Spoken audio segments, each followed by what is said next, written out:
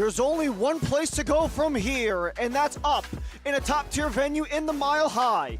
We're in Commerce City, where the Colorado Rapids are the only team out of the Western Conference playoff picture. But they bring in Real Monarchs, who are further down the table, but are suffering from a 4-game slide. Match week 25 of MLS Next Pro is at Dick's Sporting Goods Park. Hello and welcome, I'm Ryan Lee. Thank you for joining us. Despite being winless in 5 straight, Colorado did win their last match against Sporting KC in penalties. It's been about a full 90-minute fight for the Rapids to wrap up the season. As for Real Monarchs, it's about creating opportunities for the players. Tonight, it'll be about finding a response to their 4-game consecutive losing run with 0 goals scored in their last 3. Taking a look at the table, Rapids have been at the bottom of the conference from the jump, with their 2 wins being the fewest in the West, as one of only 3 teams in all of Next Pro to be eliminated officially from the playoffs. Monarchs do have a shot, 7 points back of Earthquakes 2, but with 4 straight regulation losses, the climb will be steep for the visiting Real Monarchs. And if they want to have any sort of outside chance to catch the likes of Tacoma, San Jose, and North Texas, they'll have to take on this Colorado Rapids 2 team, who are making a pair of changes from their PK win against Sporting KC. Dowd gets his first win with Colorado in PKs in KC. He's back between the pipes. Harper joins the defense. She's played in all but one of Colorado's matches this season. The only other change is Aquino joining the forward group. He and Copeland both tie the team lead with 3 goals apiece. Making the transition over to Real Monarchs. They have made 5 changes since their 3-0 loss to Houston. Max Kirkfleet gets the start in goal. This is the 15th time we've seen him start for Monarchs. Masales, Amparo, and Marquez all join in. Chance Cowell is the replacement up top. He and Raquelme will be the top 2 tandem on the forward group. Cowell has 1 assist this season. Same with Raquelme, but for Raquelme, he's got those 3 goals in regular season play as well. It took a half an hour to get here, but we got here eventually to the center of Dick's Sporting Goods Park in Commerce City, Colorado, where it will be a very busy string of games, not just for these 2 teams, but for this very pitch, where RSL, the first team of Real Monarchs, will actually get a chance to play in the quarterfinals of the Leagues Cup. At this very pitch, come a few days from now, on Tuesday, in fact, when they play against Leon. And for Colorado Rapids 2, a whole lot has not gone their way, but an opportunity to turn their fortunes around and show that they are worthy and that they can find a way to rebound. We get started here at Dick's Sporting Goods Park in Colorado, where the Rapids are in their burgundy, going from right to left. Left and right in the all-white is Real Monarchs. As Ryan Lee and the rest of our MLS Next Pro crew, we thank you for joining us and staying patient with us here in Colorado. Last time out for Rapids 2. It seemed bleak early on with that 2-0 gap they suffered to SKC in the early portion of the match. And those 2 goals actually came in a 2-minute stretch right after the half an hour mark, but it took some fight for Colorado, and they were able to claw their way back in the final handful of minutes of that match. 2 goals in the final 6 minutes of play between the 87th and the 90+3 to force PKs against Sporting Kansas City, where they would get their first win of any kind across 4 consecutive matches. Something Real Monarchs look to do today on a 4-game slide themselves, which include getting shut out in their last 3 matches. A 3-0 loss last time out in Houston, also followed up by 3-0 losses to St. Louis and a 1-0 loss to Portland.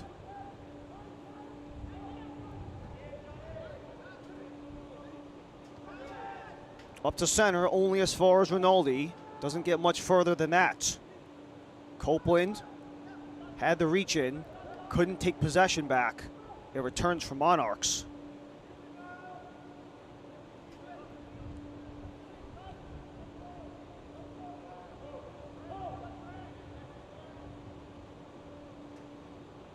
With the scenarios being official in the Western Conference, no one in the conference can clinch or be eliminated. So no matter what the outcome is tonight, everything in terms of the playoff picture will stay as is. However, that doesn't mean there's not any sort of risk, especially with the other teams that are playing later, not only tonight, but throughout the rest of the evening as well. You even have that one game on Monday night as well up in Tacoma, where SKC only sit 1 point above Vancouver, where those two, the Caps and SKC, are at risk going into match week 26, but that will be to be determined. They could be joining Colorado as the other eliminated teams from the Western Conference playoff picture. The only other two squads who officially have their postseason fates decided are in the East, with Inter Miami and FC Cincinnati 2.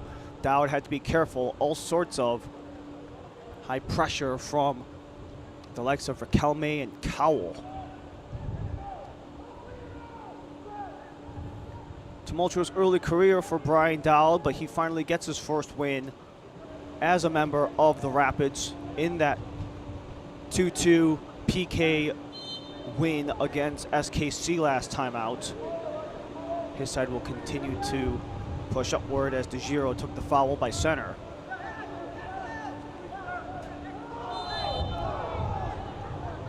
Chumba earns the whistle as well.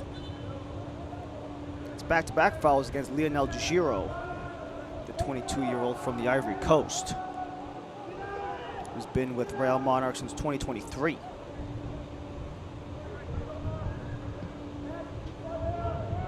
Deep ball, aiming for Copeland. He's in a foot race. However, they couldn't keep that one in play.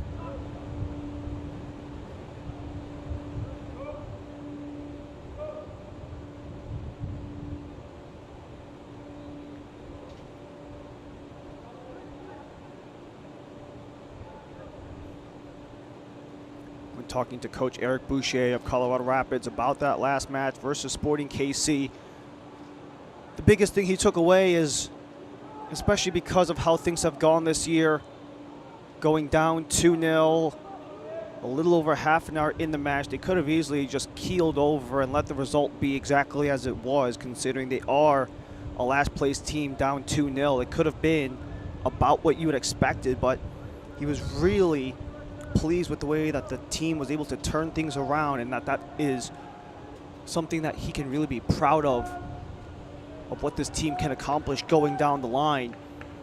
It's been an awkward couple of seasons for the Rapids. They've bounced back and forth between bottom tier finishes or top tier finishes across their entire existence in Next Pro. Bottom of the West this year after making the MLS Next Pro finals last year, last place in the West in 24, making the conference finals in 23. And then bottom 3 in the conference in their inaugural season in Next Pro in 22.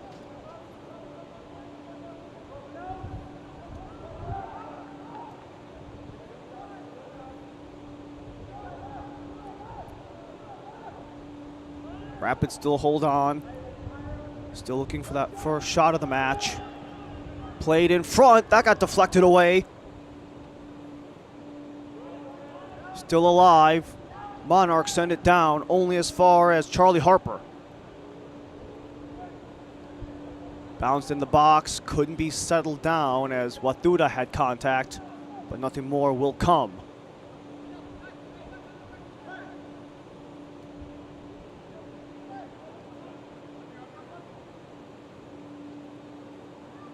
This will reverse all the way back towards Charlie Kirkfleet, who wears the captain's armband for Mark Lowry's squad.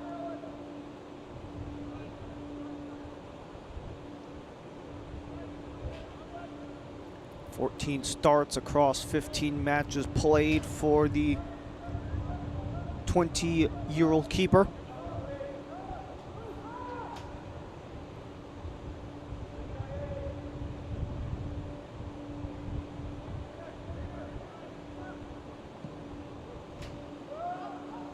Lifted ahead, Lionel DeGiro gets cut off by Copeland.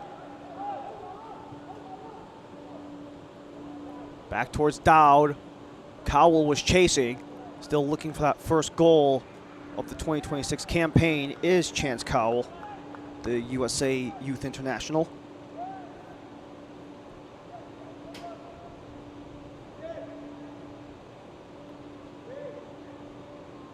There also could be some of that antsiness between these two sides, considering the half an hour of rain delay going into the match. The initial 8 o'clock Eastern, 6 o'clock local kickoff time got pushed back about 30 minutes because of some thunder and lightning within the region.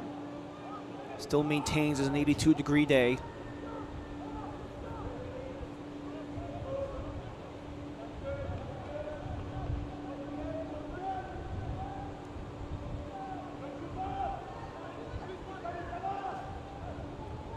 Evald floats it outside. Zavala ahead. Marquez. Ricalme crosses it. Gets the return feed. Back and forth they go. Antonio Ricalme back heels. Anderson couldn't get the reach in. Full sprint ahead, Sidney Wathuda. He's got a breakaway. Wathuda on Kirkfleet. Gets around, lets it go, and just misses.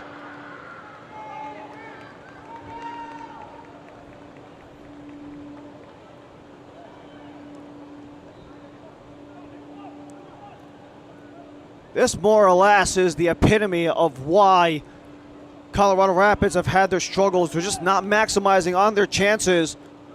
Wathuda could have potentially tied the team lead with his third goal, but just clips outside netting. And Copeland, who is tied with the team's leading goal scorer, able to win it back defensively for Rapids.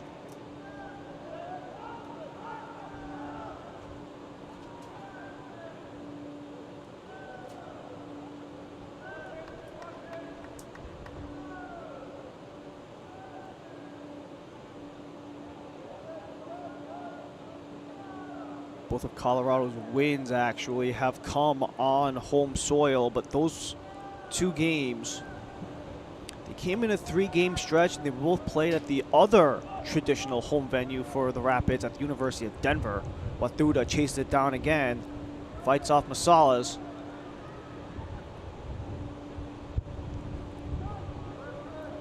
Siegler works it before that reaches Aquino. That's turned over. Cowell has DeGiro. If he goes there, he does. Lionel DeGiro cuts inside, chips it across. Gets blocked off by De La Fuente before that could reach Ricalme, but it does make its way back towards Real Monarchs.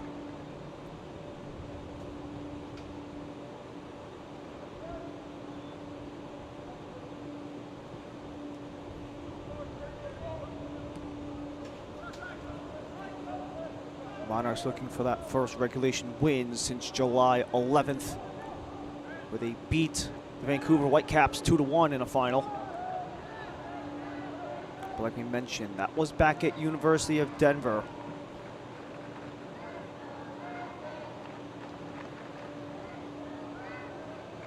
Their typical home venue where Rapids have had both of those wins, have yet to win across the 6 matches they played here at Dick's Sporting Goods Park. Across those 6 matches, a -9 goal differential for the Rapids. 2 more games if you include today, where Rapids will be the home side, as that was all sorts of contact on Amparo. You do have DeGiro down as well. Take your pick in that case.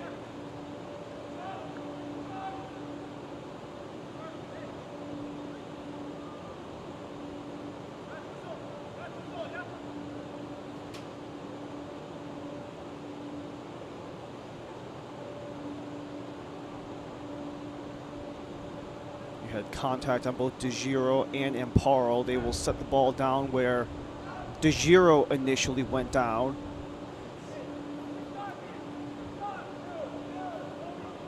This makes way for Antonio Riquelme and Luis Rivera. Riquelme, deep service over the head of Marquez, who does keep it in. They actually say he did not. Delayed whistle goes back to Brian Dowd. Goal kick.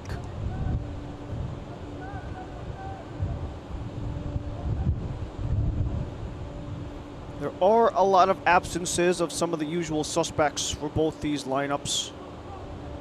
You have some of the guys like Lucas Moisa and Lineker Rodriguez, Kobe Henry all got the start with Real Salt Lake, the first team of Real Monarchs, when they played last night in Orlando with the first team. Orlando City beat RSL 2-1 in that final. And for Rapids, when you're just one of those teams towards the bottom of your respective table, trying to find those opportunities for guys to find their success that allowed for guys like Jabaro Dakota and Bryce Jamison to be loaned out. Copeland across, that's snagged by Kirkley.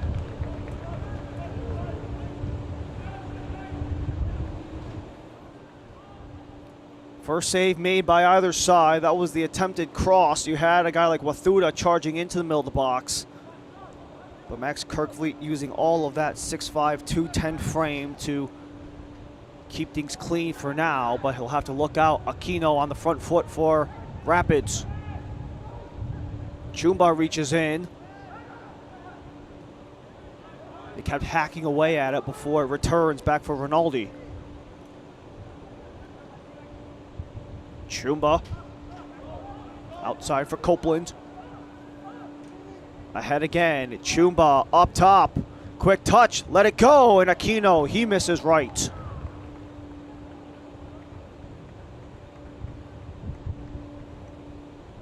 Couple of early opportunities here for Rapids too. However, they haven't been able to do good on either of those. Just on the fadeaway, twice actually. You had Chumba trying to keep it in, just finding Aquino up the middle, and then Aquino with his momentum kind of bearing right, couldn't get a clean shot off.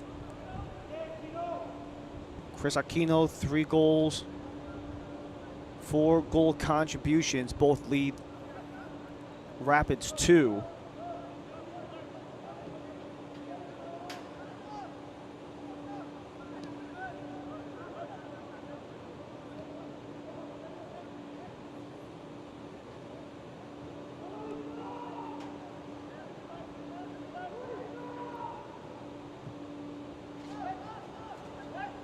Across from Monarchs, De Giro back in the middle. Owen Anderson from distance. That took a clip on the way to Dowd.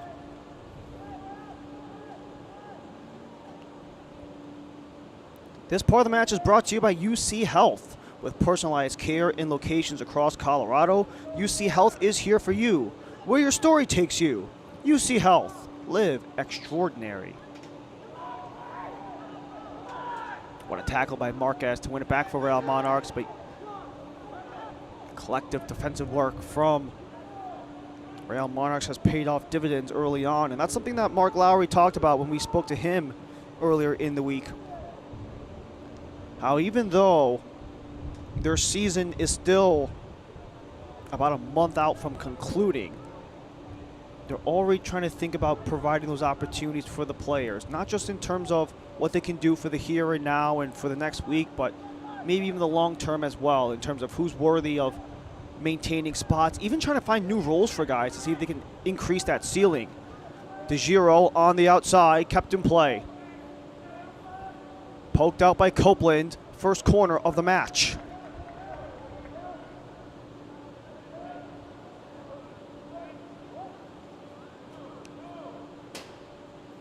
Real Monarchs still aiming for that first shot attempt.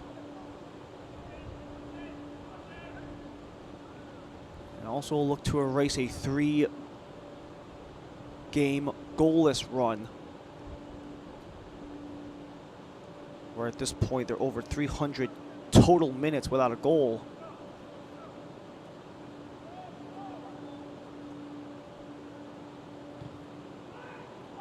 Back post in the jumble. Swipe down, took a ricochet, and that'll make its way towards Brian Dowd. All sorts of bounces and bobbles in the area, some of the chaotic nature that those corners can provide. That was actually something that that Coach Boucher did mention. Was the defense on set piece, especially with the danger that Real Monarchs can pose on those dead ball plays. That was something that he really didn't take a liking to in the last match against SKC.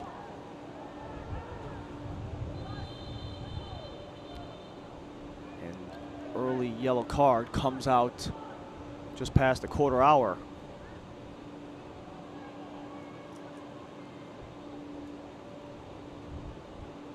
Sebastian Siegler is the first one to get booked.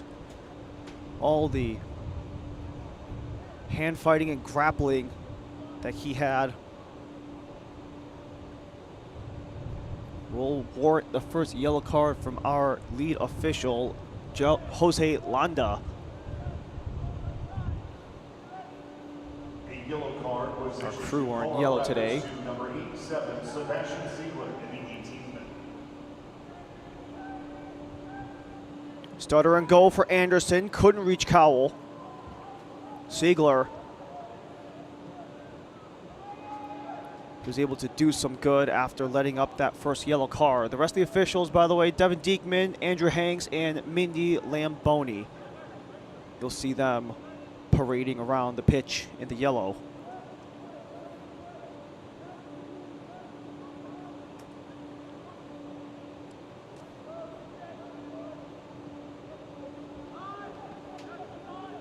Given right back to Copeland. Got around his man, Zavala. This is a lane for Copeland. Centering feed. Wide of Watuda. Follows up. Garcia on the outside. This try from distance and a nice save by Kirkleet. First corner given to Colorado.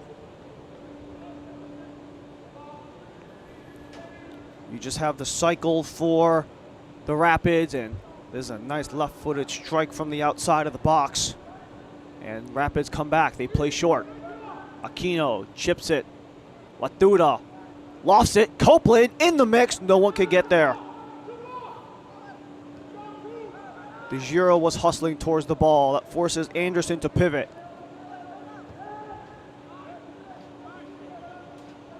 Evil back to center.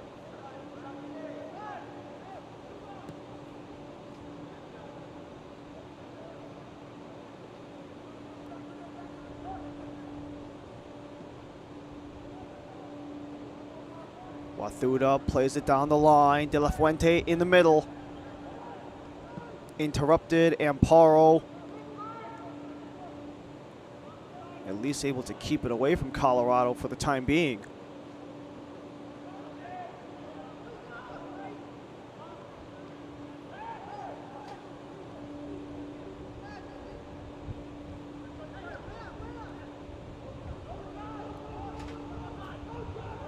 Chance Cowell looks for support.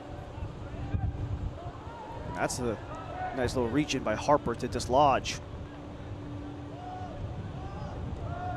That was one of those things that we talked about with Mark Lowry of Real Monarchs, how it's not just about finding the guys in the right fits for who can continue to play this year, but even some of the early opportunities for next year, getting ahead of the scouting report.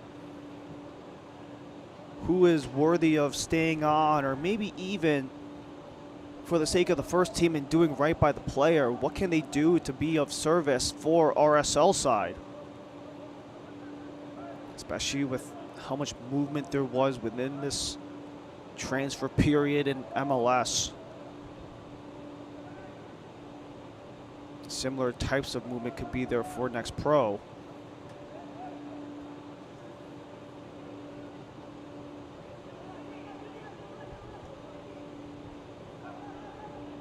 Even at some of the recent news of guys like Xavier Gozo, the homegrown product of RSL, making his way to England with Crystal Palace, and what type of opportunities could come there.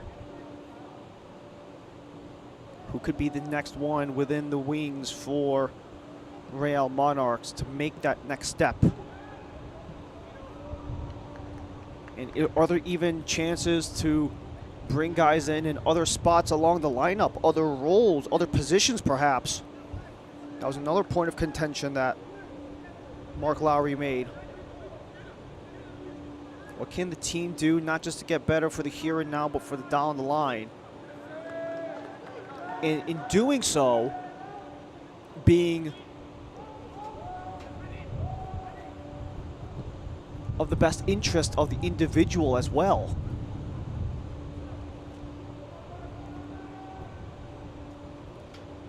You even had guys like Aiden Hazarkani and Luka Moisa getting those initial couple of games with that young gun squad of RSL.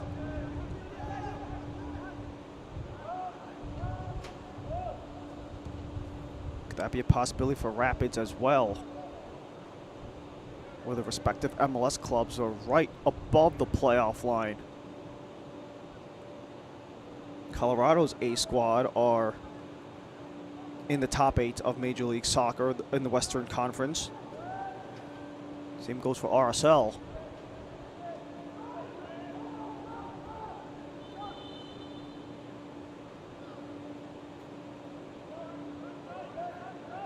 And we also talked about cup competition as well, but that doesn't really stop for either of these two either. RSL's in the 8, Colorado's in the 7 in Major League Soccer. Real Monarchs could continue their campaign within Leagues Cup when they play Leon on this pitch, actually, at Dick's Sporting Goods Field on Tuesday. And then you still have the extension of the run in the U.S. Open Cup for Colorado come mid-September, where they'll get to go up against St. Louis City.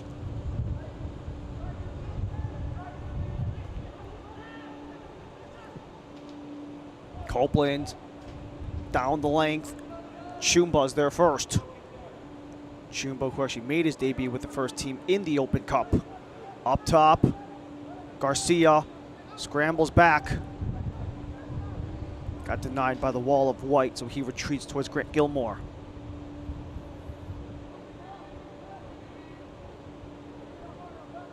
Leading the way for Aquino, but that was off target, allows Kirkfleet to smother. This part of the match is brought to you by Dick's Sporting Goods. Every season starts at Dick's.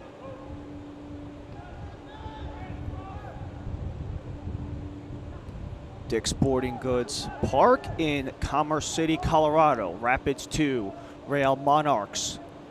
In match week 25 of Next Pro, still zeros on the board. Maybe a chance to get the first one here. DeGiro in front, Riquelme gets blocked. Harper got in the way. Follow up for Monarchs. Marquez on the outside. Amparo wanted to slide it centrally for Chance Cowell. That got disrupted, yet the barrage of Burgundy in the way. And Evald not only gets the whistle, but the yellow as well.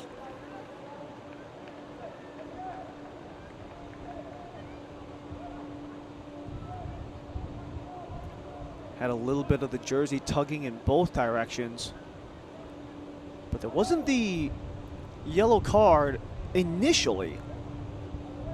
It seemed like once Evald had his protest, that's when the yellow card finally came out, not necessarily because of the fighting in that mix.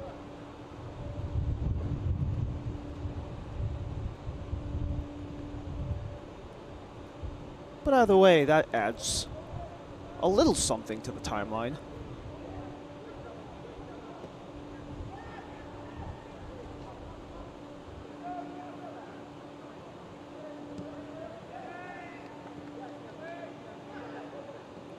It's a back-to-back for Rapids 2 here at this park. This match and their next one out versus Ventura County. Copeland into the area, scooped across, headed out. Still alive for Rapids. Garcia flicks it outside. De La Fuente holds, lost control, goal kick. Max Kirkley There was a weather delay before the match started, but it shouldn't have influenced things too heavily.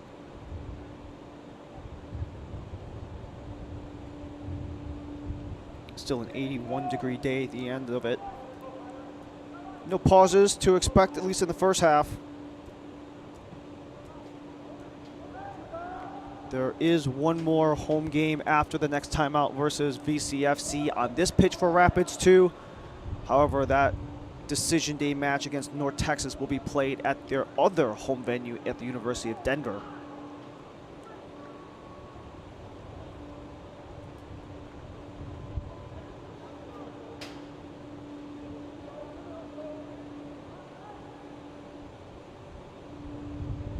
For Monarchs, if they want to make this turnaround for real, they'll have to find an exceptional string of matches.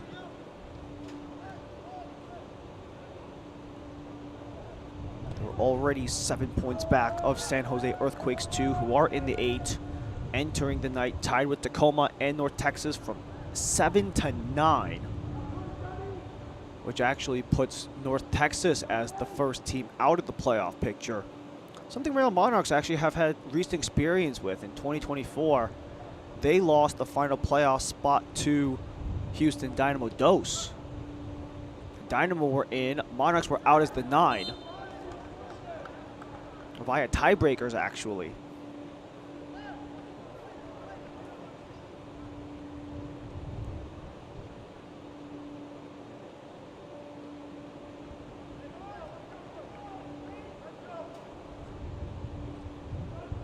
This was our last foul as Chumba seemingly had a lane at first before Marquez just barrels into him. The youth international, both with the U.S. and with Mexico, is Omar Marquez.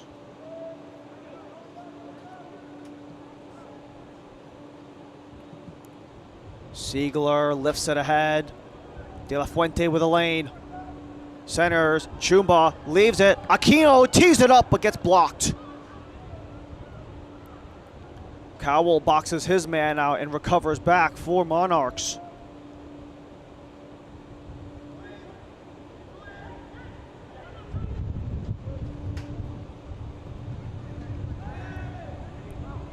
Gilmore lost his footing. Rinaldi in a battle with Cowell. And advantage goes back to Colorado. Shooting metrics pretty similar so far. Only the one shot on target apiece. This should be the fourth shot attempt to tie things up. Had it right on the line for Chris Aquino, just couldn't get it through. And that was another part of things that Mark Lowry mentioned to us, was the possibility of finding guys in a fit in new roles. With the number of guys they've had as emergency call-ups to the first team because of the injury problems they have had. Also, the second team have had their respective injury issues as well. It's put Real Monarchs in a bit of a precarious position.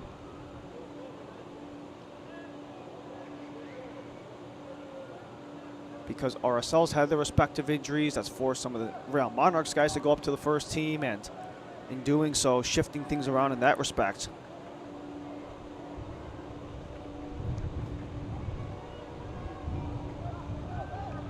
But that could also help those players as well when they feel like they're on the cusp of something special and making that next push into the next level, whatever it may be.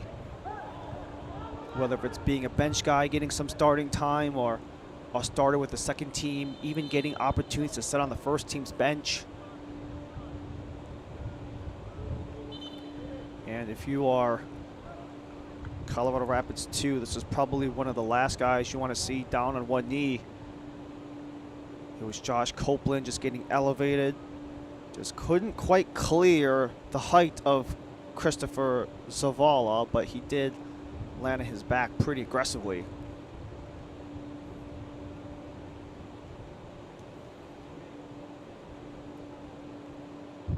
Just solely based on the discussion and the body language with the trainers. It looks like they're concerned about the head and neck area, maybe the landing. And he keeps brushing up on that back of the head.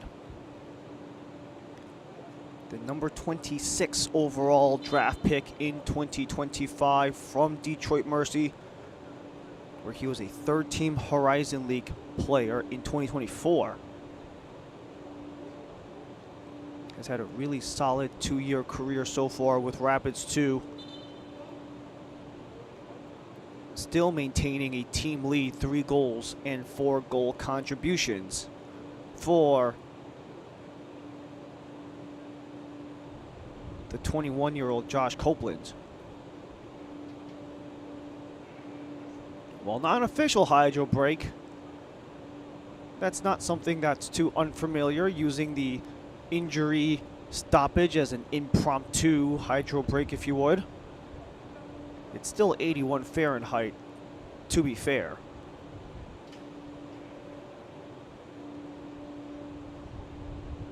And then you add in the element of, even though it's a Utah team versus a Colorado team, the altitude element of it.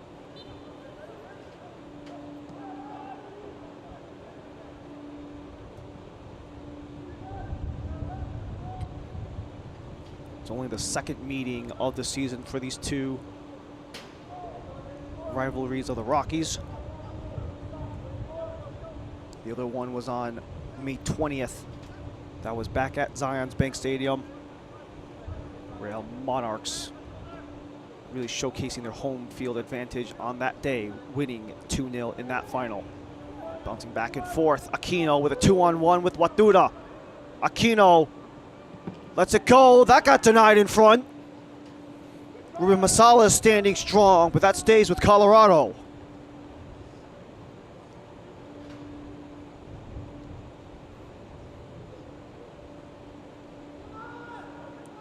Rinaldi.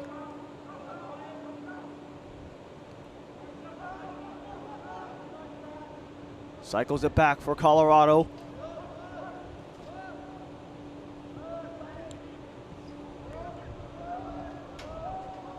One of the sublines of the Monarchs' 3-0 loss to Houston Dynamo 2 was the element of not just 1, but 2 red cards given to Real Monarchs.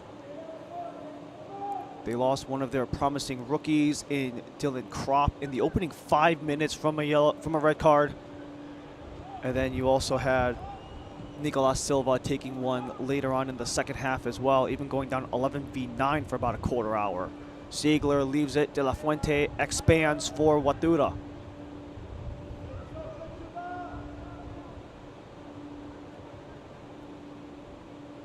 Ziegler gets it back. Chumba's try is blocked from Marquez. Chumba gets it right back. De La Fuente.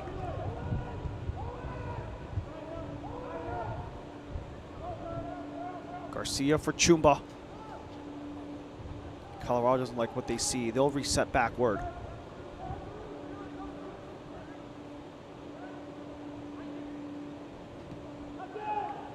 Slanted ball gets denied. DeGiro sprinting forward. Raquelme holds back, and he was a little too far ahead of the pack. Offside. Antonio Raquelme.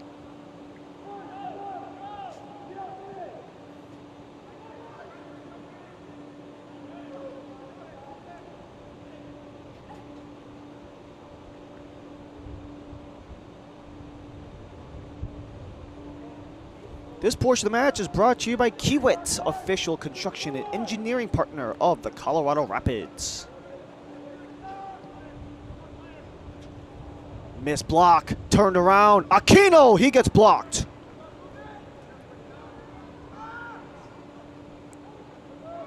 Copeland watches it fly out of play. He'll reset the toss.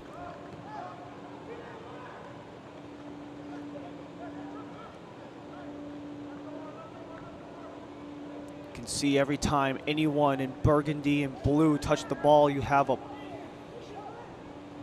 player in white just right beside them. That very tight man-on-man pressure as this is coughed up. Sidney Watuda enters. Watuda shakes off a couple, drops it back. Siegler gets picked off. One back. And that will be a whistle against Colorado. Marquez down to ground. This was the last little sequence between Sidney Watuda. You had Massalas right in front and so many of the Monarchs players, and you had De La Fuente coming in, but he got all ball before Marquez even arrived on the scene. Just so happened that Marquez took a really awkward fall. Maybe still trying to reach for the ball after De La Fuente committed to the slide.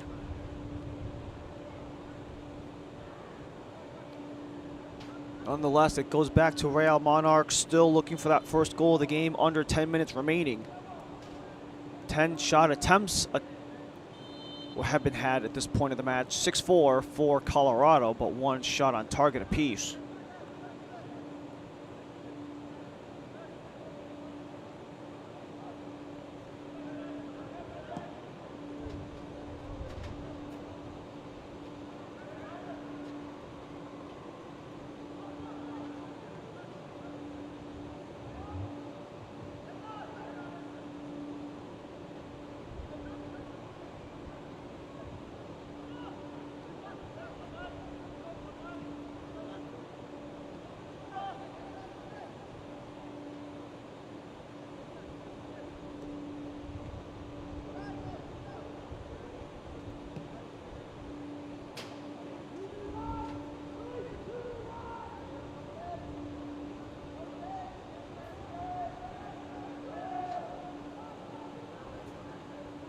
Galloping ahead of the Monarchs. Riquelme on the one touch, he misses. But a nice service in from Rivera to locate the trailing Riquelme, just couldn't get that within frame. You had Luis Rivera gliding along the far side, and looks like with the location of that swing, Riquelme didn't even get down on his foot. Looks like he bumped it with his knee or his shin, which I'm sure maybe made things a little more awkward on the release for a guy like Riquelme. But still a very young player with lots of development down the pipeline at only 18 years old.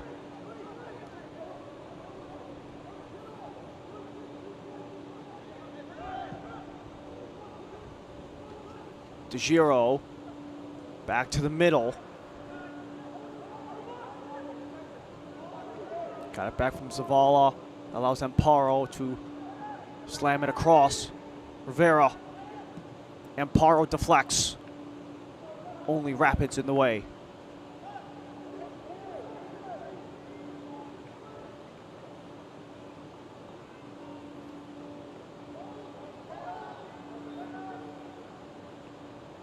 Final 5 minutes. Still zeros on the board.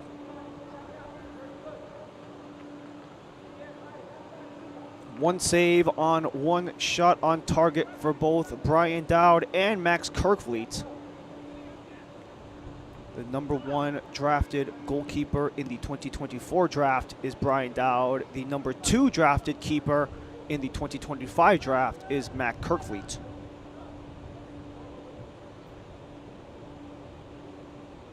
Both respective first-round draft picks are the two men between the pipes today.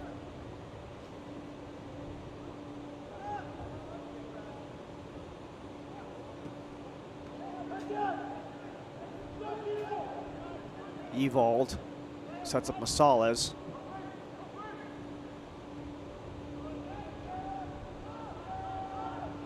Back to Colorado.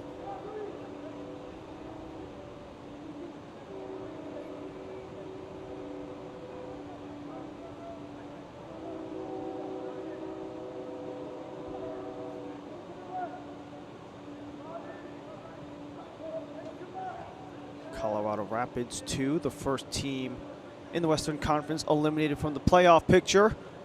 Real Monarchs will have to pull off something miraculous, 7 points back of 8th place San Jose here at match week 25. The only other two with that little E to their name in the conference standings are in the East, Cincinnati and Miami.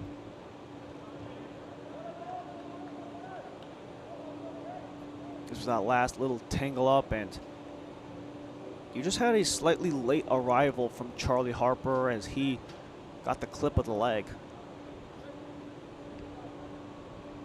Even going into the match, we probably should expect to hear a lot of Jose Landa.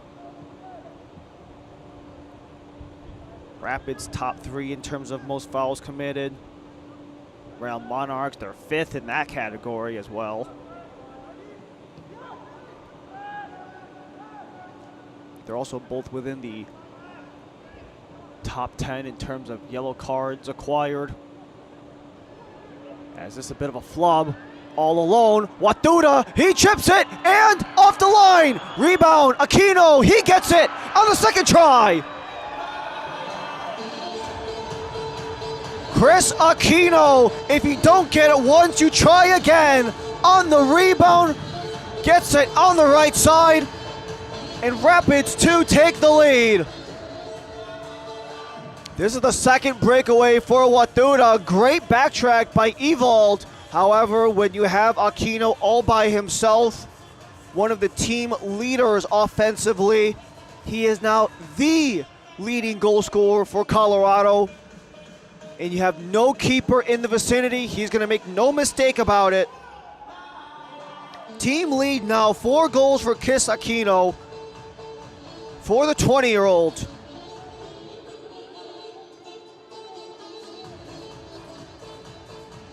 Just on the precipice of halftime. Although you had a great defensive clearing effort from a guy like Felix Ewald, typically more of an attacking midfielder. They've been experimenting with him in the center back role. That's not something that he could do any more of. He did about as good as you could after that Watuda try, trying to chip Kirkfleet. But with Kirkfleet committing to the slide out of position, that just left a wide open net for Aquino.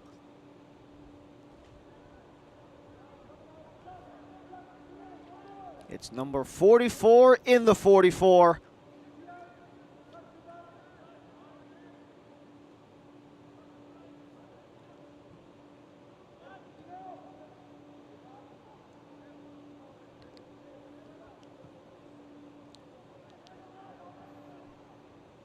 Is there a counter punch here from Real Monarchs right before the end of the half? Anderson. He had Gilmore to beat, and eventually Gilmore gives it right back on the toss.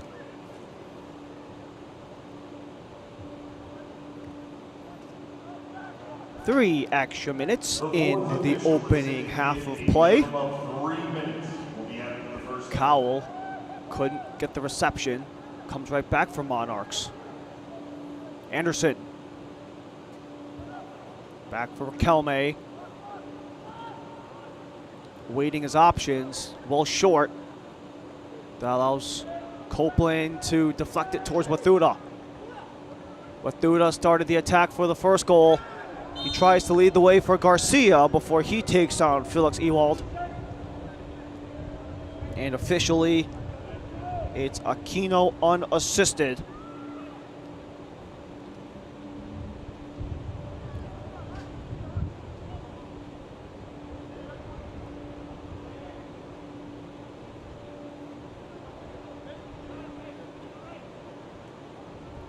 What makes some of this adversity early on for Real Monarchs even greater is that this is their 4th consecutive game on the road. Also their first bit of game action in 2 weeks, 15-day layover since their loss against Dynamo Dos on the 8th. Ewald coughed it up. That forces Kirkfleet out of his box.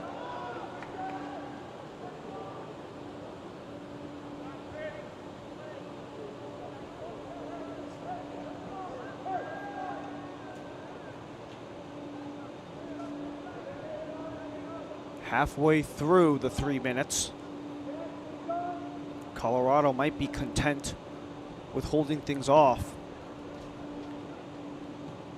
Colorado Colorado have been on the front foot in this match, even though they shipped off two of their more promising talents in between their last match, between SKC and now between the forward Bryce Jamison and the wingback Jabari Dakota going on loan to the USL Championship with Colorado Springs Switchbacks in state till the end of the season.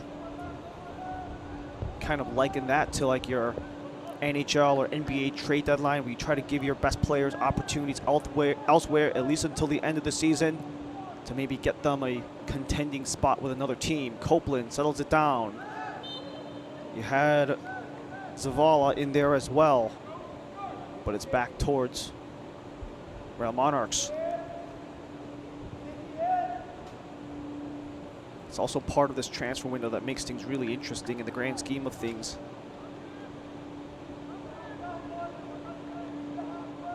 You have just under a month left in the next pro season. You have about 2 months left in the USL season. And when you're one of these teams who have a real outside chance, or maybe even already eliminated, you want to do right by your players. And so far, the one to do right in this match so far has been Chris Aquino, who gets the first goal of the match just before the start of first half stoppage, where it has been an early celebration here in Commerce City, Colorado. 1-0 for the Rapids at the half. Coming up, more player profiles, plus the upcoming schedule, highlights, and more on the other end.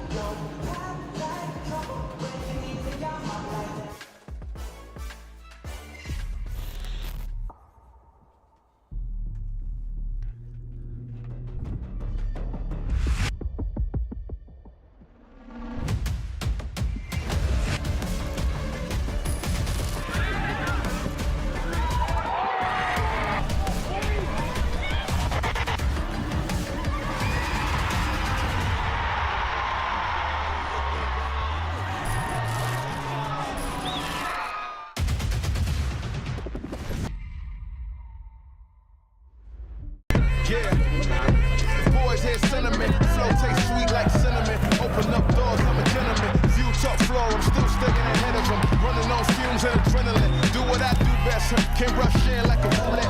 You can't name a better duet. Don't ask questions, trying to figure out what sound. Don't worry about what next, just wanna know what's next. Man, I say it so loud. Don't worry about what next, just know we got now. Oh yes, man, I say it oh so proud. Don't worry about what next, just know we got now.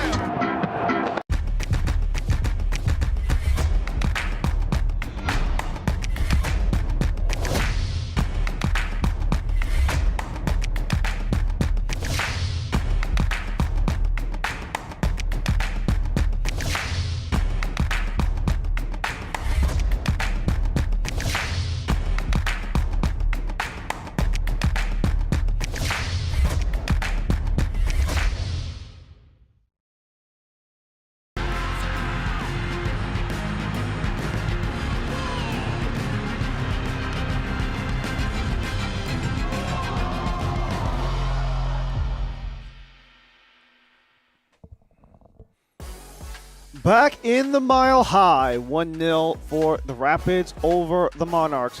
We make our way to the Windy City, where we talk to defender Christopher Cups about his time with the national team. But before we get there, let's go to another great story in the player pathway with a happy surprise when getting a recent MLS debut with the Timbers with Eric Izoita. You've earned this opportunity through the work that you've put in, not only this season, but your entire career so far. When this tournament is over, what do you hope you've learned about yourself as a player? I think for me, as I kind of age up, continue to go from U17 to U18 to U19 with the national team, it gets closer to playing for the senior team, and that's my goal. For me, my country is the most special level to play at. It's like there's nothing that compares to representing your country. And for me, I mean, my family is like very American. Like we ton of European descent and stuff, but we've been here for a while, and so I feel very passionate about my country. So opportunities like this are really special. To play, potentially to play at the Azteca could be a super surreal experience representing the U.S. There's like great history there. And just to represent with people that I've known from youth level, people that are Americans but play in Spain, but play across the world is an absolute honor. The RB in, first one to the ball, the tap, saved off the line by Cups.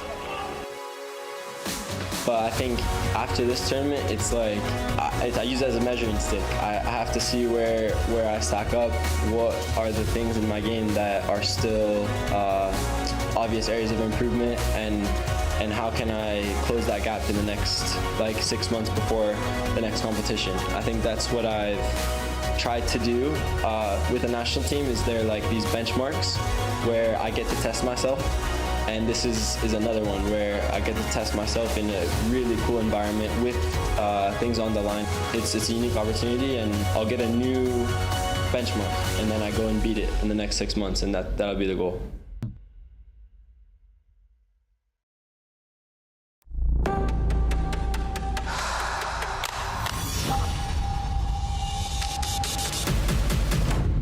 On March 22nd, the Timbers called up Timbers 2 midfielder Eric Izoida ahead of their match against the LA Galaxy. Hours later, the 18-year-old academy product was named to the starting 11, making his MLS debut. I didn't really know if I was starting or anything. I thought maybe I'd be on the bench, I'd play, but I was kind of just waiting for it. I was getting ready. I was like with my family, just chilling at home, really. I found out in the meeting right before the game, so like an hour 20 before the game. The anthem, it's always one of my favorite parts of every game. It's always, for me, that's like the crowd is engaged, everybody. It's just really cool experience. For me, just being in the stands, that's one of the parts of the game. And now being there, being on the field, doing it, it was just a really cool experience for me. Confidence is everything in moments like these. And from the moment he walked into the locker room, Eric felt the trust of his teammates. They were all just saying, we trust you, we believe in you, we know you're good enough for this. They were all just really positive, telling me that just to work hard out there, to not overdo it, just get into the game and just keep going. I'd say there was the first 10 minutes, I knew I had to go simple, I had to get it out. Then after 10, 15 minutes, I knew I was settling in. I made one good ball in behind, and then after that, I was good. And then second half, it took me 5, 10 minutes to get settled in again. Loses out.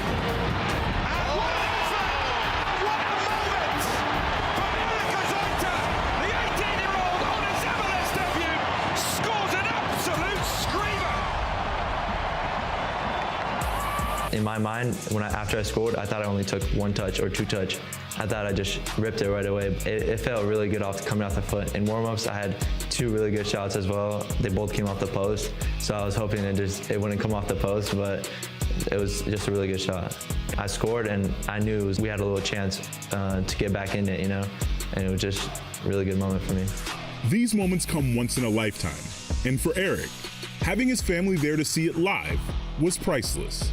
They were just really proud. They were all just asking how the game was, asking all the details. They were talking to me, telling me all the stuff, how everybody was walking up to them. Everybody was saying congratulations, and even though after the loss, everybody was really happy for me. They were asking how they get our seats and how they know where we were, and I think my brother told them where they were at, and they were just really, they didn't even know they were on camera, so it was really surprising for them. Eric's dream of making his debut has now become a reality. I'm really grateful for all the coaches, for all they've done. They've all done a lot for me and everybody else who's on the second team and the first team.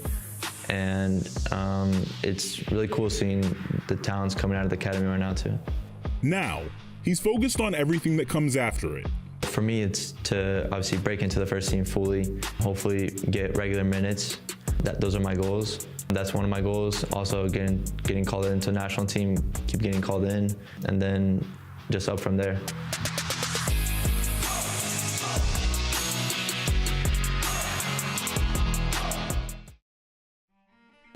The opportunity to build a professional soccer club in Long Island, you know, to me is really unique. Number one, because I'm from New York, I'm from Queens. It's a community that I'm very familiar with, that I resonate with. Long Island has a tremendous source of pride that only Long Islanders know and feel. To do this in a place where there is such a rich soccer history, you know, on the youth end, professionally, is also unique. You know, we're not just launching a soccer club, we're launching a culture, we're launching a community space, we're launching a brand and a team that will make Long Island proud. The Island FC will represent, you know, not just what's happening on the pitch, but off the pitch as well. And you know, at the end of the day, I want to make sure that we certainly give more than we take, and that's in all parts of the organization and the club. I came to Long Island 40 years ago now and created the very first professional coaching organization. And out of that has grown this tremendous industry of viral coaching, super clubs and companies. And this is really an end result for that. It's an opportunity through the Island FC to act as an embracing organization that really brings the island together in a significant way and propels male and female soccer to the top. This is bringing professional soccer right to the heart of Long Island, and it makes that dream a reality. They will see young Long Island players coming through and playing pro here with the Island FC and representing Long Island on that international stage.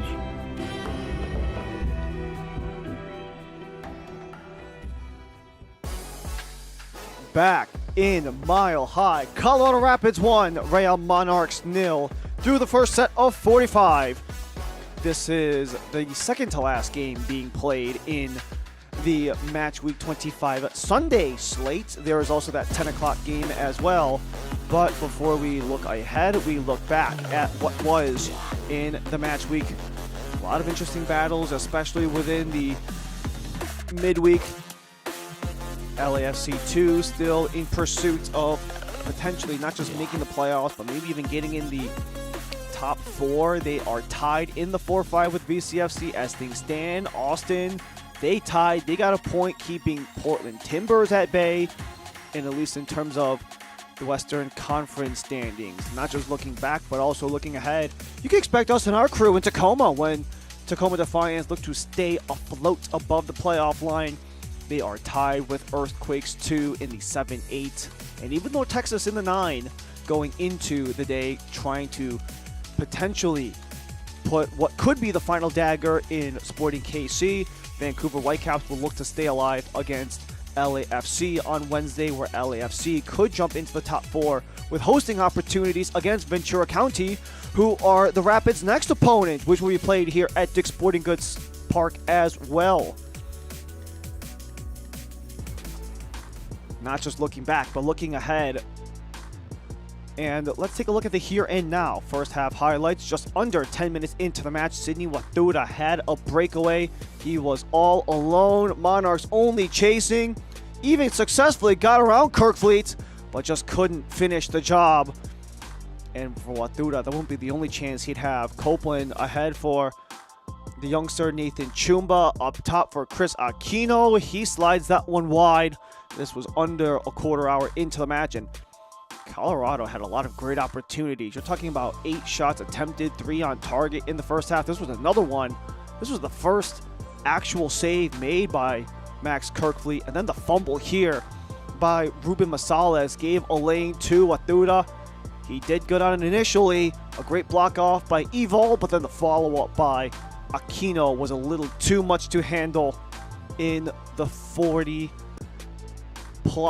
for Aquino to put himself in the team lead 4 goals. Second half coming up between Rapids and Monarchs, but the Rapids lead 1-0. Second half coming up after this.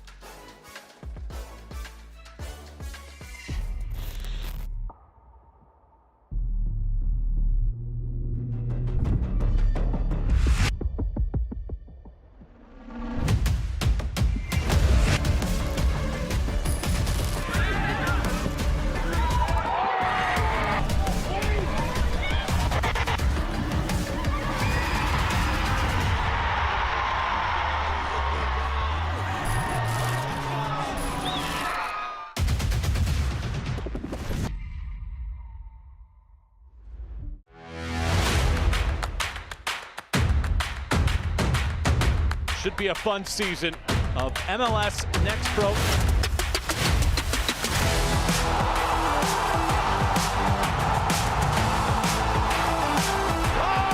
my! Pedrinho wins it!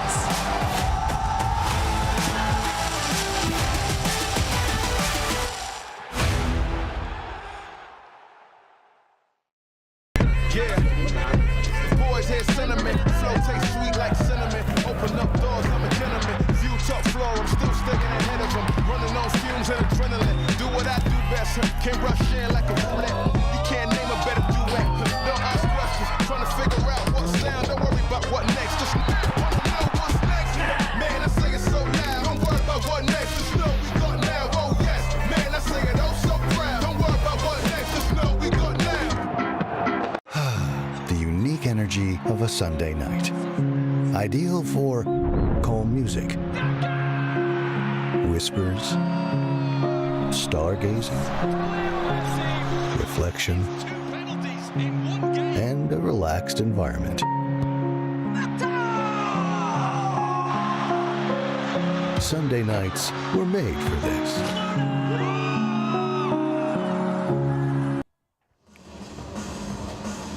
Back at Dick's Sporting Goods Park, where it is 1-0 in favor of the Rapids, but maybe a counterpunch to come for Colorado, for Real Monarchs, who look to stay on the front foot.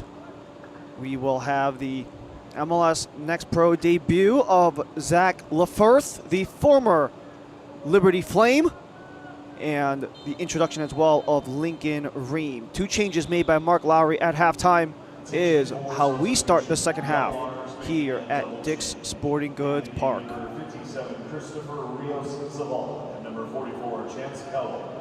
Entering the game. Chance Cowell and Christopher Zavala are the two to exit. You also have Lincoln Ream making his entry as well. He's now got a dozen matches in Next Pro under his belt, if you include today's match as well.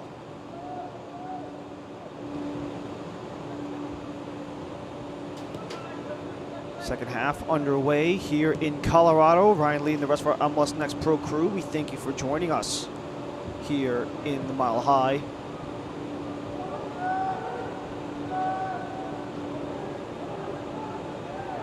We have a battle for it right along the end line. Ream gets it free. Still with Monarchs, just wide of Lefirth. This will put Monarchs back on the corner, only the second time in this match.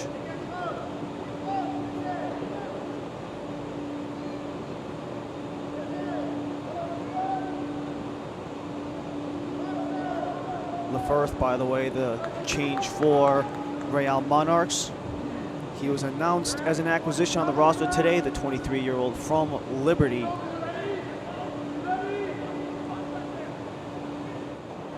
Rivera on the far side. Scoops it in. Back post just misses. Felix Ewald got a clip along the way, but couldn't get it within frame. And you had Ewald just getting away from all sorts of contact. The former West Virginia Mountaineer couldn't link up. The rookie in MLS Next Pro, spent the last 2 seasons with the Mountaineers. Actually started off his NCAA career with Division II's Missouri College in the NCAA before making a D1 transfer to Temple in 2023. Those are some of the stories within the U.S. soccer ecosystem that often go unnoticed. Is the transfer from lower divisions in the NCAA to the opportunities to play D1 and how that can pan out into a pro career. Maybe a chance for Copeland as he pivots back. Trying to get free from Ream. Up top for Seager, he lets it go. That's right to Kirkfleet. Sebastian Siegler giving that a try at the top of the area.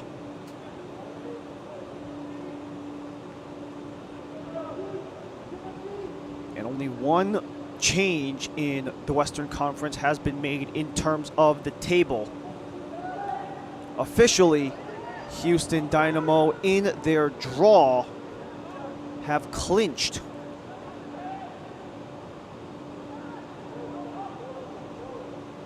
Shuffling through as that one's just missed. Rapids had a chance to double their lead but could not do so. Nice opportunity for Garcia, just quickly stutter steps to his right, trying to find the gap. Just wide of Kirkleet's net, however. Houston won in PKs in St. Louis, which puts now 3 teams officially in the playoff picture in the Western Conference. They were the only team who had the opportunity to clinch or be eliminated in the West. Colorado, the only team officially out in the conference. Real Monarchs will have an uphill climb when they have a 7-point gap between them and the threesome at 33 points apiece. Between San Jose, Tacoma, and North Texas, Tacoma play tomorrow at home. Rapids in the center, couldn't sweep it towards Riquelme. They get it back. Riquelme chips it, bodies in the area. Ream lets it go. Lefebvre comes wide for a Monarchs corner. You had to wonder from two teams who have not been the most offensively dominant all year what they could do, but a little creativity here from Riquelme, looking for Ream. Maybe some miscommunication with the new teammate Lefebvre, who is making his MLS Next Pro debut today. Announced to be an addition to the roster this morning.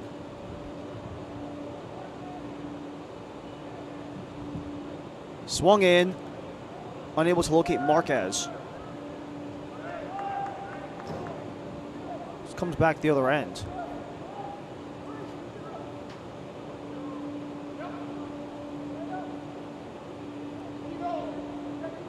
It'll remain with Real Monarchs, however, as we're in the opening 5 minutes.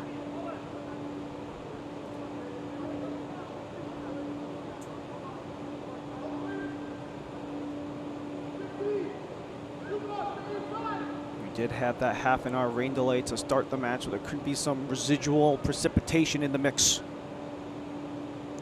Toss get ready to be handled by Luis Rivera. Only Rapids in the way, settled down, Amparo gets blocked. De Giro. Marquez scuffs it, and that allows Harper to send it the length. Aquino scored the opening goal unassisted.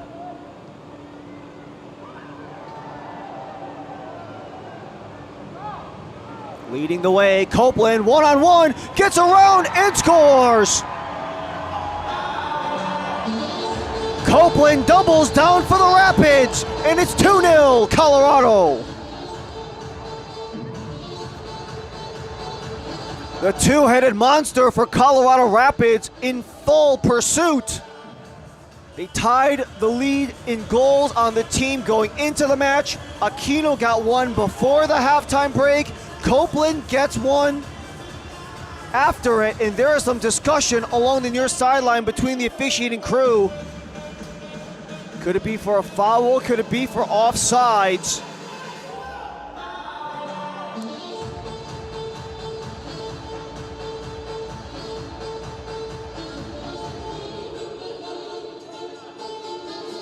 You have the little flick.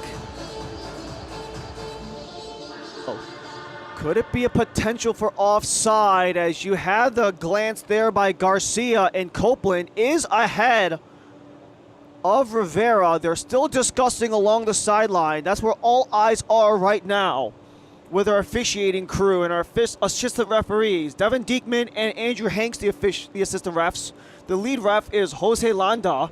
Mindy Lamboni is the fourth official, but they are still discussing on the field. They let advantage play out, and they let it stand. It looked like in that little slow-mo we just showed, that you could have had the case of Copeland being offside. There is no VAR like you do in Major League Soccer. So the official ruling on the field is what stands. That is what Real Monarchs was trying to argue. You can see De Giro had his hand up, but that allows Copeland to get around and get it in for the second goal of the match. And Colorado all of a sudden have a 2-0 lead. And things are just going from bad to worse for Real Monarchs. Not only have they allowed a second goal to Josh Copeland, this puts Copeland and Aquino tied once again for the team lead in goals. They came into the day tied at 3 apiece. Now they're tied at 4 apiece.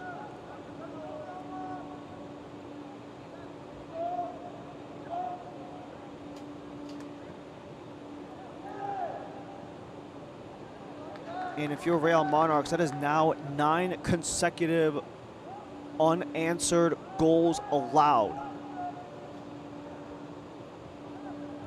They lost to Portland 1-0, to St. Louis 3-0, to Houston 3-0, even with portions of that match shorthanded and shorthanded by 2. And down 2-0 here in the 55th in Colorado. All 4 of those losses, or 3.5, all road matches as well. Is there just any sort of response here as Antonio Riquelme leads the charge, expands outside for Anderson. Stared down by Gilmore. Anderson's blocked. This stays with Real Monarchs.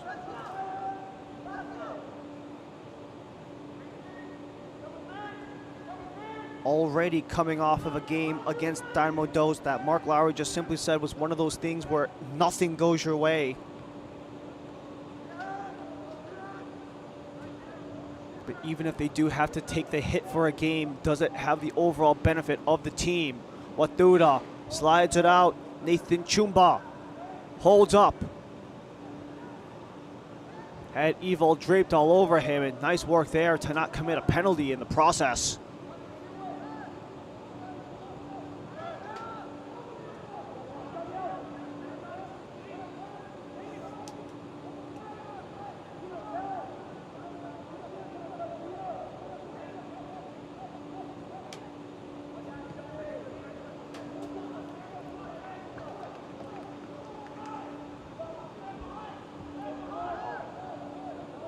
If you include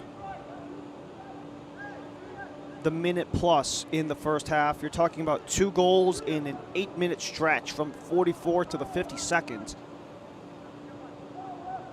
Lately, Colorado found ways to score in bunches, at least over the last 2 matches specifically.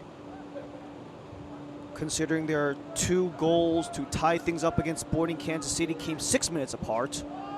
And the 2 goals they scored in this match to take this 2-0 lead came 8 minutes apart, with a halftime break in between nonetheless. Anderson shuffles across, that gets blocked. Rosales. Outside Riquelme. Riquelme's service, that gets denied before it hit Ream. Colorado slants it. Watuda, he's been so dangerous, especially on these partial breaks. 2-on-2. Watuda, well high.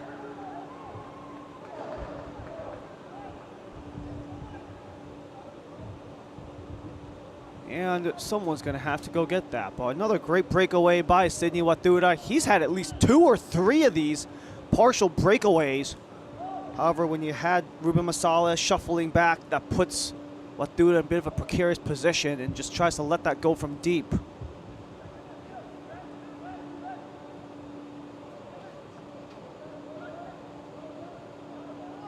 Chopped down by Lefurth. Back for Marquez.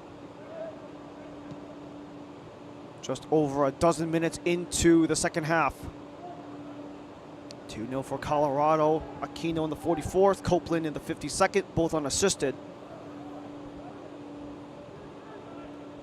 But a great response from Eric Boucher's men, already riding the high of scrapping back from 2-0 down to a PK win against Kansas City last time out. Anderson tripped up by De La Fuente. That'll win a free kick.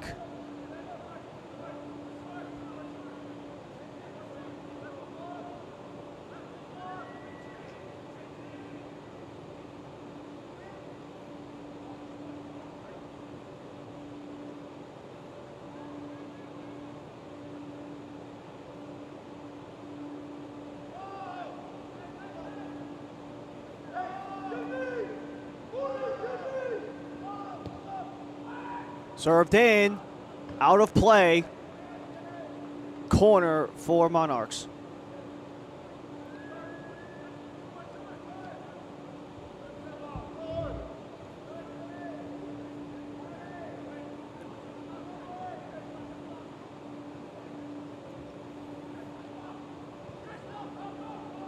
Short ball, Amparo returns, Riquelme in the middle, that gets blocked. Amparo again. Tangled up in the area.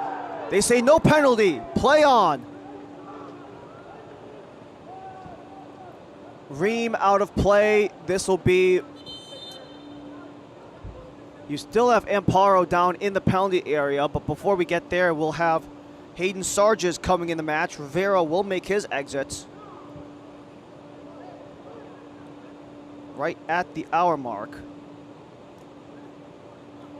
We talked about Zach Lefirth being the new acquisition that was announced earlier today. Same goes for Hayden Sargis, another new acquisition for Real Monarchs introduced today. Attention for substitution. Real Monarchs making a change. Leaving the game number 37. Bencello for Monarchs as well as Amparo had it glance off of him. Doesn't look like Wathuda might have been necessarily going for the ball intentionally, but nonetheless, referees wave it off. Similar to that goal for Copeland, the ruling on the field is final. No VAR like they do in Major League Soccer. Hayden Sargis coming in to Real Monarchs for the 24-year-old after spending the beginning of the season in USL League One with AC Boise, the expansion side there. Some previous next pro experience with Orlando City B. Here come the Monarchs, that try, and what a block in front. Vincent Rinaldi stood tall, but this gives Monarchs another corner.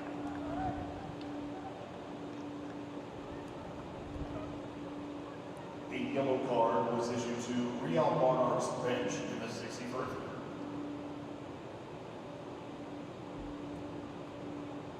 This will be the fourth corner attempt of the half for Real Monarchs, but they've yet to do good on any of them.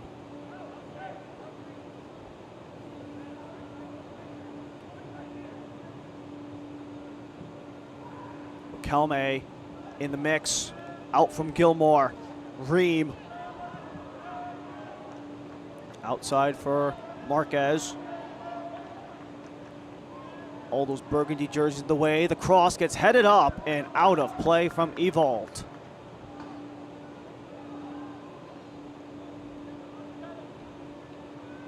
Nice little play here. Omar Marquez has been looking for those feeds, and Felix Evold, he is starting at center back, but he's had those opportunities to play in the attacking midfielder previously as well, part of the shifting bodies that Mark Lowry mentioned. This part of the match is brought to you by your Front Range Toyota stores. Toyota, let's go places. Yellow card given up. And if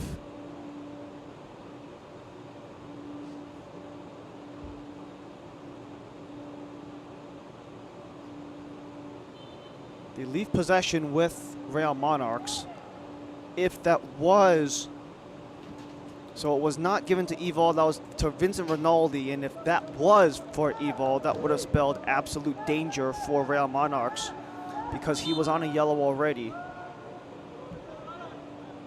It's that last foul, as it was Rinaldi. It was not on Ewald.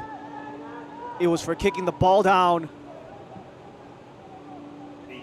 for sending the ball down the length of the field after it was already out of play, for delaying the restart. Ewald steps up, pivots out of pressure. Masales keeps it outside for Marquez.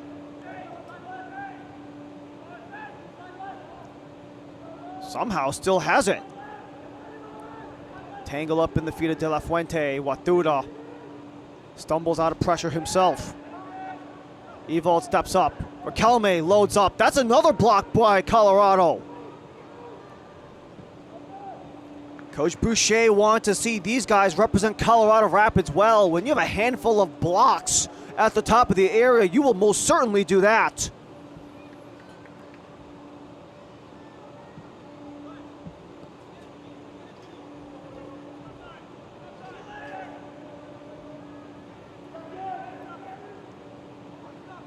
Anderson to middle, couldn't get there.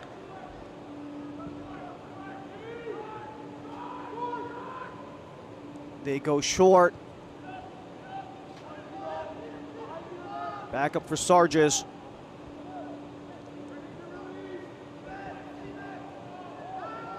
Doesn't make its way through. Back for Monarchs again. 20 minutes into the second half. Foul and free kick. Changes will come as well. So you have two of them for Real Monarchs. You have the 17-year-old from the academy, Edgar Heredia. And you also have the forward, Hamdoin Altayeb. You do also have one of those interesting mixes as well, those cross-positional substitutions, because Heredia is listed as a defender versus Aquino, who's an attacking midfielder. So maybe just trying to hold on to this 2-0 lead. But that could open the door for Real Monarchs, who have a free kick with Antonio Riquelme taking the spot. Sent to goal, but caught by Dowd.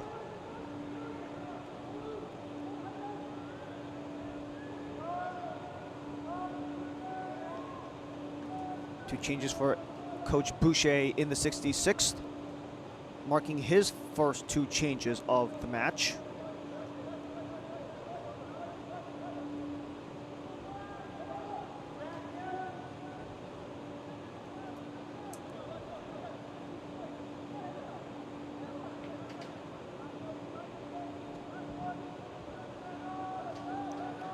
Nathan Chumba, the other Rapid who got subbed off as well, along with the goal scorer Chris Aquino.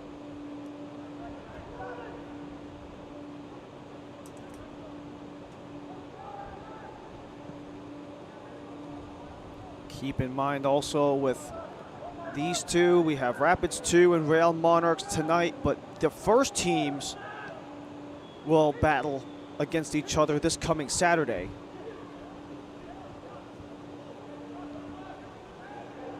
Dribble towards Altayeb, he centers, up top De La Fuente, he's got it!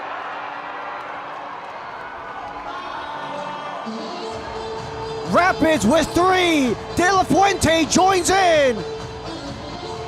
And it's all sky high in the Mile High.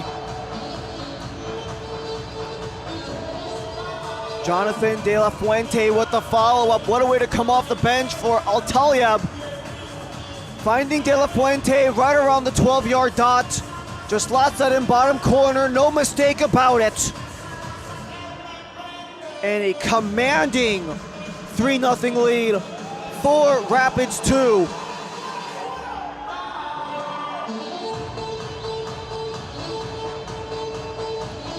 And this is a first for Colorado Rapids. This is the first time all season they've scored 3 in a game.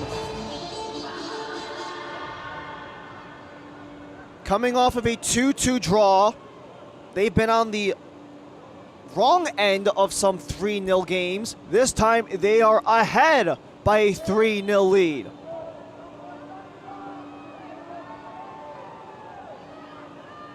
Colorado Rapids 2 goal, scored by number 66, Johnny De La Fuente. Maybe a chance to push ahead before Copeland disrupts.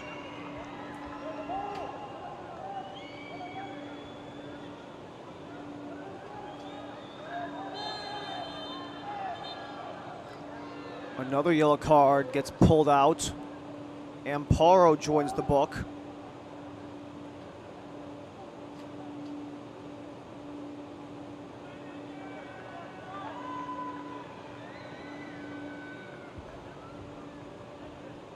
And that's the follow-up contact after the initial bump by Marquez. It's the follow-up from Amparo which will draw the yellow. Just over 20 minutes remaining in regulation. Ever since the first handful of stops made by Max Kirkfleet, it's been tough sledding. 3 goals across 6 shots on target for the Rapids.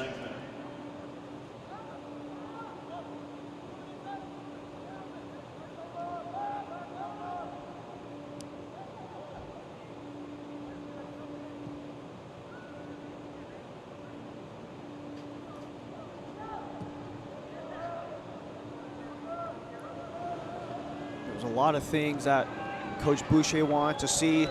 The dedication to excelling in their performance has been part of that. They most certainly have done so. Maybe a chance to lead again, but they couldn't link up with Heredia. Multiple times they've scored 2 this season, Colorado. They've also had their fair share of games where they've been flat out shut out. And after back-to-back 3-0 losses to St. Louis and Houston, Monarchs find themselves in a very familiar position, unfortunately for them. But can they at least salvage something here in the last 20 minutes? Chopped down by Anderson.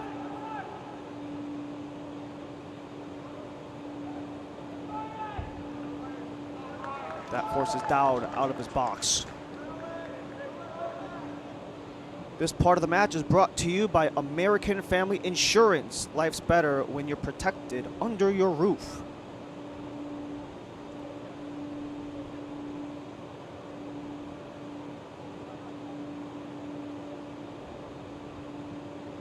There could also be that need to build some momentum if you are Real Monarchs and just the entire RSL organization. Not just in the 8th place slot in the MLS playoffs, but a Leagues Cup match on Tuesday on this very field. That's just wide of the Firth.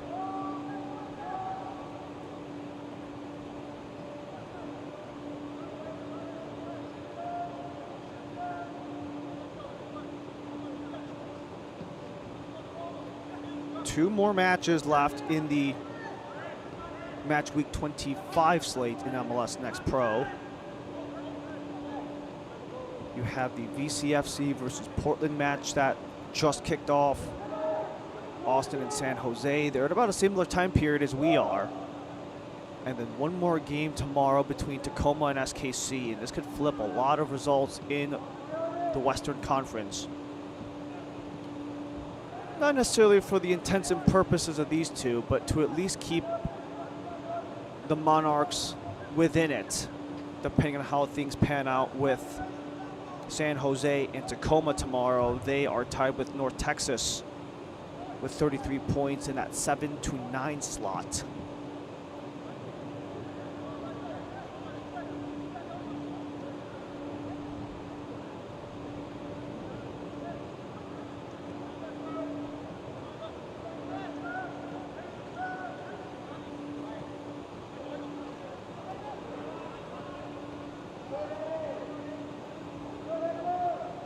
Five more games in the season for Monarchs before their decision day match versus Ventura County.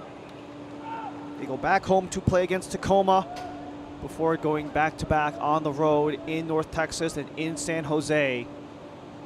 And they close out their season with a pair of home matches hosting Minnesota and Ventura County, who are actually Colorado's next opponent, here at Dick's Sporting Goods Park in what will be their last game on this field.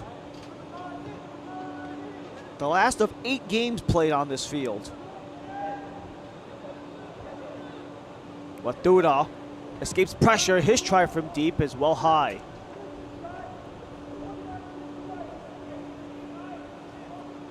This part of the match is brought to you by UC Health. With personalized care in locations across Colorado, UC Health is here for you. No matter where your story takes you, UC Health live extraordinary.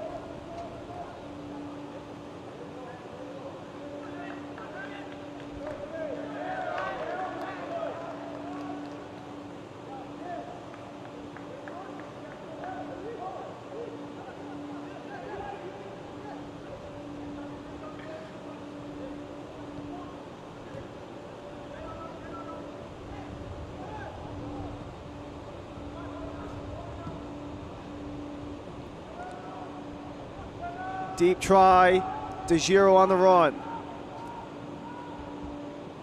Has Ream in support. They go back and forth. 15 minutes remain in regulation. Riquelme.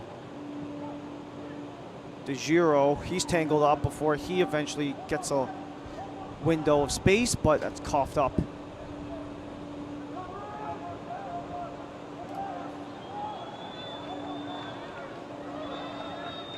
Maybe another opportunity for Watuda. He's been close a couple times. Instead, he holds back.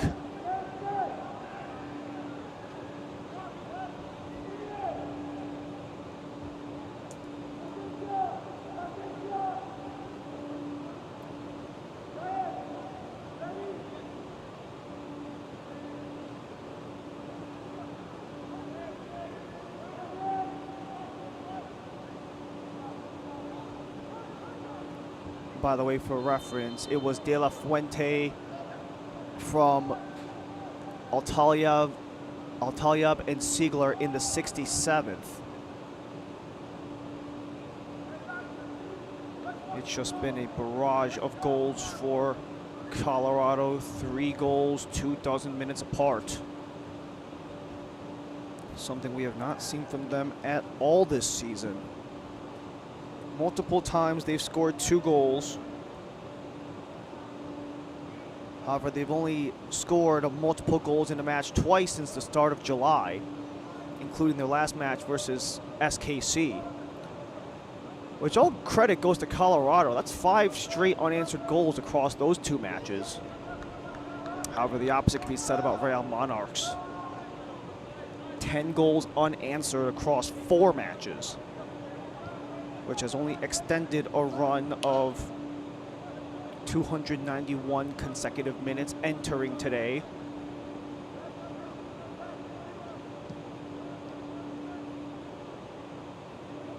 Based on the way that at least Colorado have played Real Monarchs defensively, you have to wonder where the end in sight is for Real Monarchs. Whistled back towards Monarchs.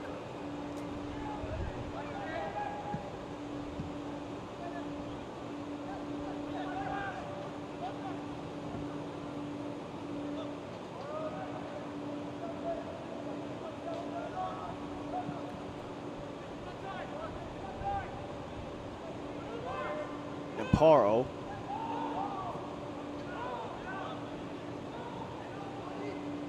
Gets it back from Massalas.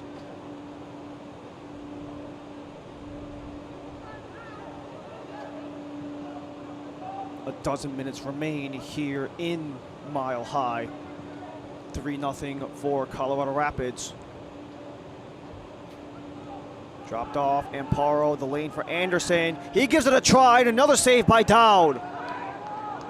Touchdown of play for a corner, but Brian Dowd is a perfect 3 for 3 in this match.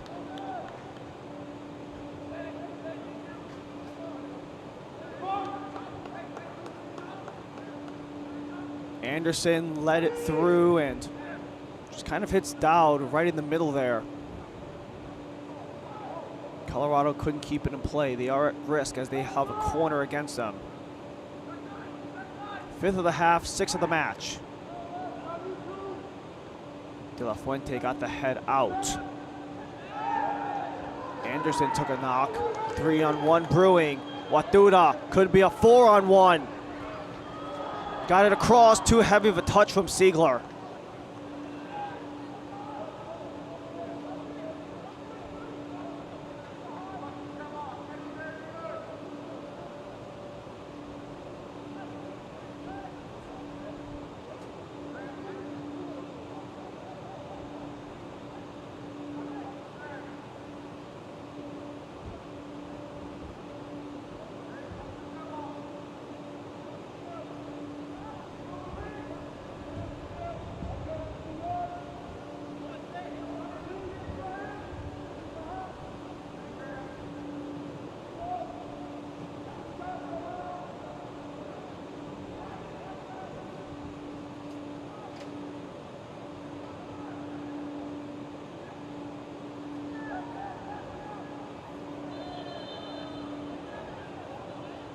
You do have another takedown as well, as we have the change coming up. The other one of the goal scorers is coming off. Josh Copeland heading to the bench. Jackson Pomeroy to take his place. Another youthful academy product at 17 years old. Made his next pro debut in April of this year. And that will allow Josh Copeland to exit stage left. Number 42, Josh Copeland. Entering the game, number 76, Jackson Pomeroy.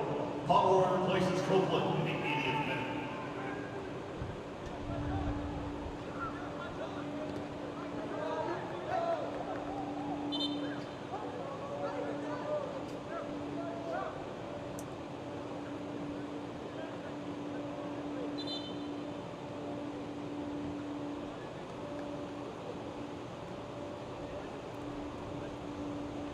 Izzy Amparo and his yellow card make their way to the bench.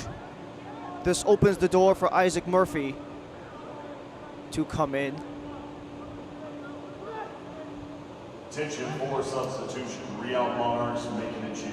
Leaving the game, number 61, Izzy Amparo. Entering the game, number 46. So back-to-back changes, and this is part of what we were likely to expect from both coaches entering the match, especially in a match that, more or less, even though Real Monarchs are still technically alive in the playoff race, after today, unless a miracle can happen in 10 to however many extra minutes,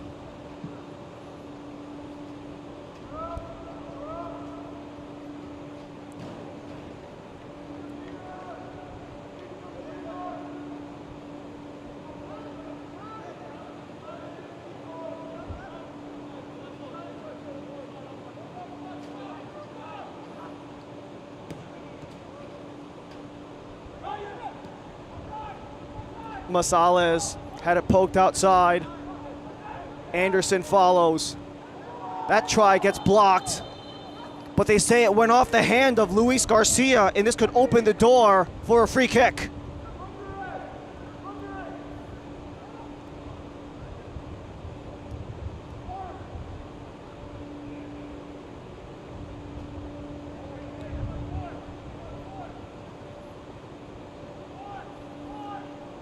So based on the indication from the official, they say it was the hand, and that one's slightly dicey because you have a sliding defender trying to kind of guide himself with the hand. Can't really call that an unnatural position. He's just trying to help himself kind of glide across, but the hand was out, so you can at least see the point being made.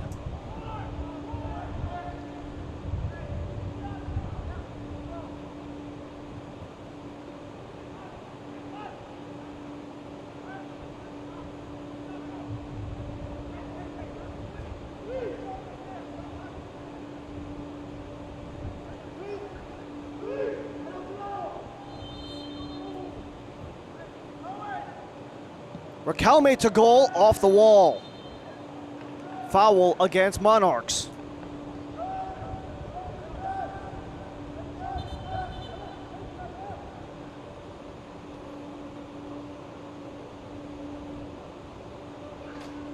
So this will be a chance to see Kellen Pohl as he takes the place of DeGiro. This is Pohl's MLS Next Pro debut. Same goes with LaFerth. For Hayden Starges, this is only his debut in the RSL organization.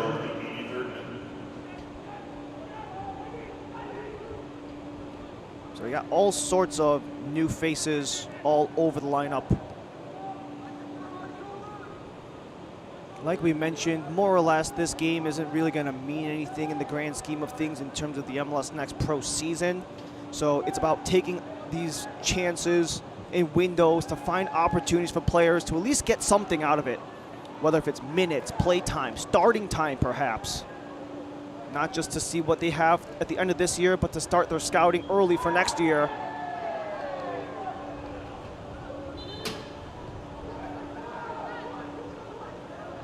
And they actually will give that corner to Colorado.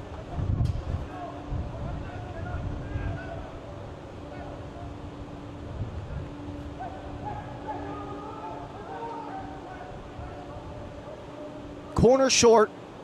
Watuda pump fakes and does commit to Siegler. Attempted slide doesn't make its way. So 2 more changes for Coach Boucher. This puts Colorado 5 subs deep, as Real Monarchs have as well, with 5 minutes left to go. It is Nicolo Gilmer and Kamal Sawadogo to come in to this match. Attention for substitution. Colorado Rapids 2 making a double change. Leading the game, number 94, Vincent Rinaldi. Vincent Rinaldi and Sebastian Siegler are the one to make their respective exits. They're both on a yellow card. Second corner of the half. And you have all the short options at your disposal, whether if it's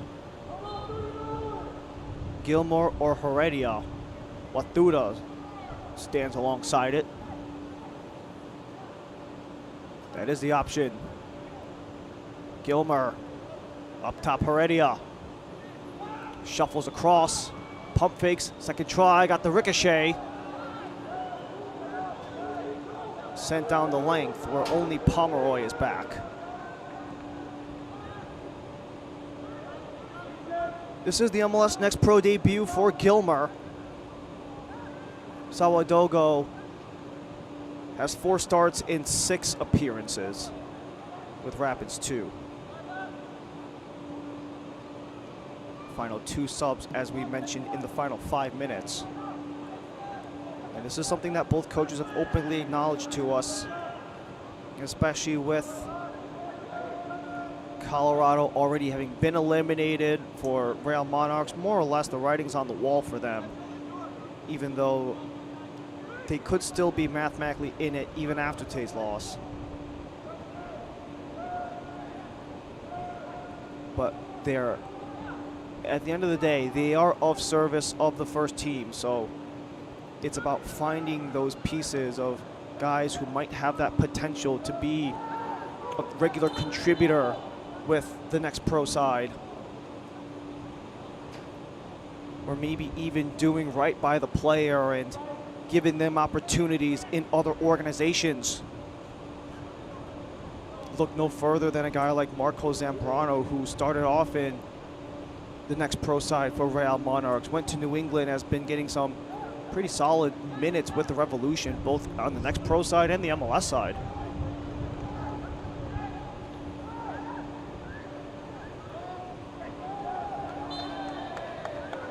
And I'm sure even for guys within the RSL organization like Xavier Gozo, they would have loved to have kept him in place, but his talent and his explosion, his development gave him some opportunities over in England with Crystal Palace.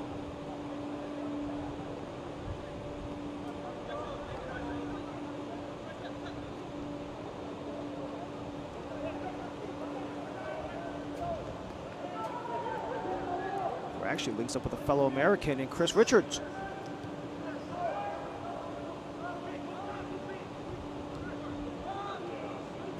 But that's really what it's all about when it comes to this point of the season, when you're just playing out the rest of the schedule. Maybe guys to get their first ever minutes with the second team, see where they could mesh going into year 2. Or even guys who play well in this final portion of regular season play, if they could get their respective first team call-ups. Maybe for Rapids to play at this park more regularly than to just have it for about a third of your schedule. But for this to be your regular home pitch on the daily. Same goes with the Monarchs. Low service, ricochets around, still loose. That try from deep, Garcia got blocked. De La Fuente was offside. Same goes, by the way, with Real Monarchs and what those respective players could do, making the transition from Zion Bank Stadium to America First Field.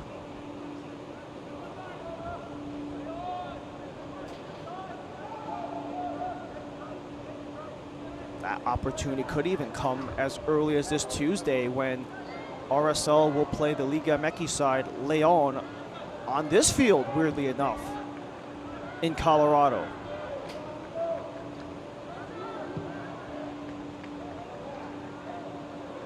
And even same goes with Rapids too.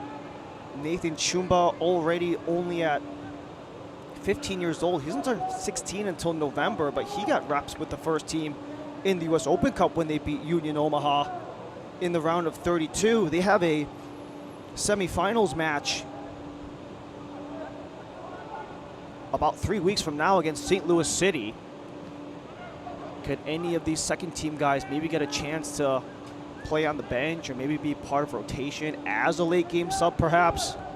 Those are all questions to answer, but one of those could get solved in the next 4 minutes. Does Colorado Rapids win their first game in regulation in 5? They have most certainly led the way across multiple categories in this match.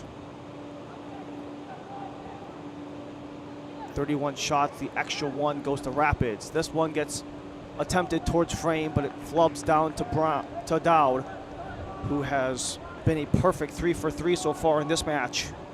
A little bit more laborious on the other end for Max Kirkfleet. 6 shots on target on the 16 attempts by Colorado. Only managed a trio of saves there. De La Fuente gets whistled down. This comes back for Monarchs. They go back to Zion Bank Stadium to host Tacoma. And the match 25 slate will wrap up in Washington State tomorrow night. 10 p.m. Eastern Time, 7 p.m. Pacific, where it is Tacoma versus Sporting KC. The last opponent of Rapids. This actually could be the first time all season that Rapids win back-to-back, regardless of the fashion. Lifted across, boxed out, and Ream got a touch in, and they do get a goal.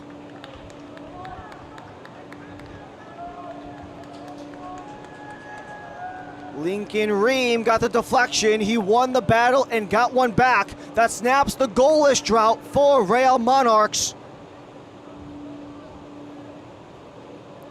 Good news for Monarchs. They don't go 4 consecutive games without a goal. That snaps their drought of 381 minutes. And at the very least, that's something to build on if you are Real Monarchs. You do have a Tacoma team who are just barely inside of the playoff picture. You do have teams like North Texas and San Jose in the mix as well. And really, with those 3 teams being tied with each other entering the night between Tacoma, North Texas, and San Jose, Real Monarchs could single-handedly decide who gets in the playoffs and who goes out just between their next 3 games alone. And those 3 being tied in the 7 and 9 going into tonight. That try from Waduda from deep, that gets held off. Real Monarchs, by the way, end the season against Ventura County in Minnesota.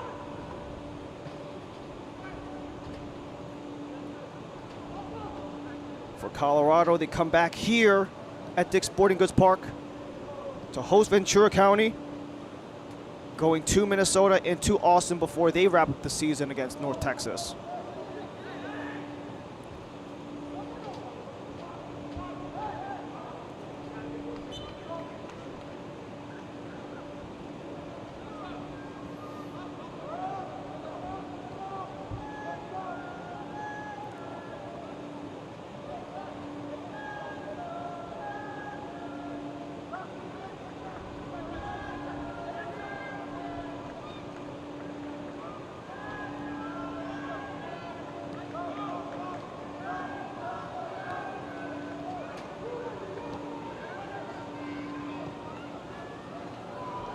Full steam ahead, Watuda deflected, and eventually he gets his goal.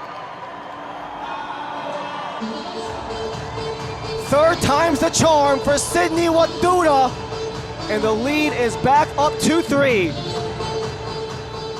Multiple breakaway attempts by Sydney Watuda. He had one crossed off the line that eventually got tapped in for a rebound goal. He had one miss the net, but finally he gets his. Sydney Watuda in the final minute of stoppage. Makes it 4-1 for Rapids 2. In the 90+4 of 4.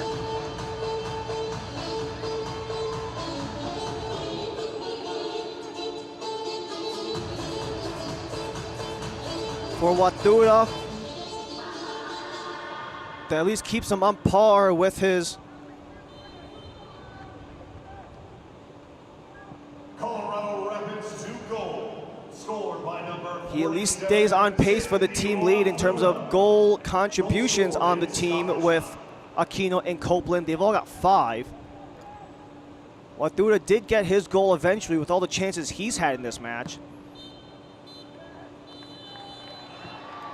And that is it. Mile high indeed. Dominant on home soil are the Rapids. And for the first time this season, they've won back-to-back.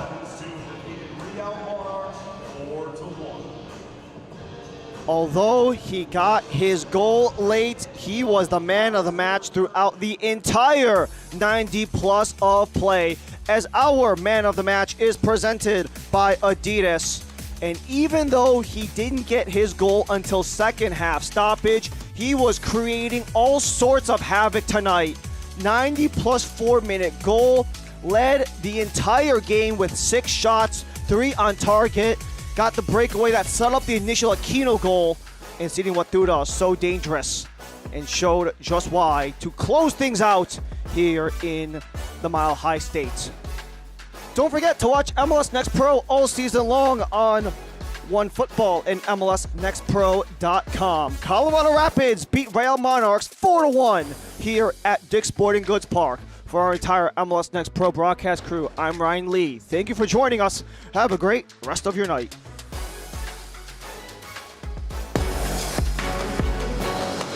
This copyrighted broadcast of Major League Soccer may not be retransmitted, reproduced, or rebroadcast without the express written consent of Major League Soccer.